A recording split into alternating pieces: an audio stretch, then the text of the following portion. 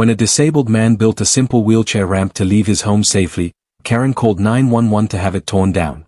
But her stunt didn't just fail, it exposed the HOA's biggest secret and turned the entire neighborhood against her. The neighborhood was supposed to be peaceful, but peace was never possible when Karen was around. She watched everything, from the length of lawns to the color of mailboxes, and she treated even the smallest deviation from the HOA rules as a personal insult. One day, her attention fixed on Henry, a quiet man who had recently moved in. Henry was a retired teacher, living alone after a stroke that left him reliant on a wheelchair. For him, the first priority was simple, being able to leave his house safely. With the help of a local contractor, he built a sturdy wooden ramp leading from his front door down to the driveway. It wasn't fancy, just practical, designed so he could regain a sense of independence. But Karen saw it differently. To her, the ramp was not a lifeline. It was an unapproved structure that ruined the so-called aesthetic of the street. She snapped photos, scribbled notes, and before long she was hammering the HOA board with complaints. When the board didn't act as quickly as she wanted, she took matters further. In a dramatic display of control, Karen dialed 911. She reported Henry's ramp as a hazard, and claimed it was a violation of neighborhood safety codes. Sirens pierced the quiet afternoon as officers arrived, expecting an emergency.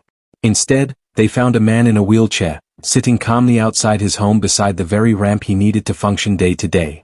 The absurdity of the call became clear immediately.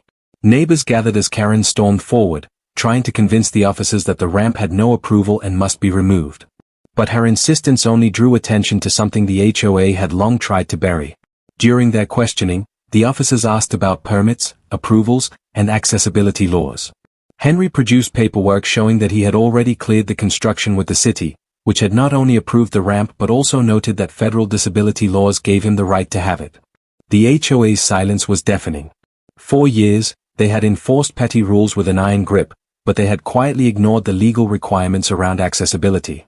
Karen's 911 stunt unintentionally exposed the fact that the HOA had been operating outside the law, issuing threats and fines without ever updating their policies to match federal standards. Word spread quickly. What began as an attempt to shame Henry ended with the HOA board scrambling to answer questions from city officials and even facing the possibility of lawsuits. Karen's reputation collapsed almost overnight.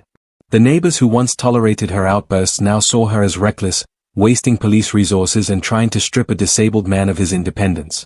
In the end, Henry kept his ramp. The HOA was forced to rewrite its policies, this time with strict guidance on accessibility compliance. Karen, meanwhile, had to live with the fact that her obsession with control had backfired in the most public way possible. Do like, subscribe for more.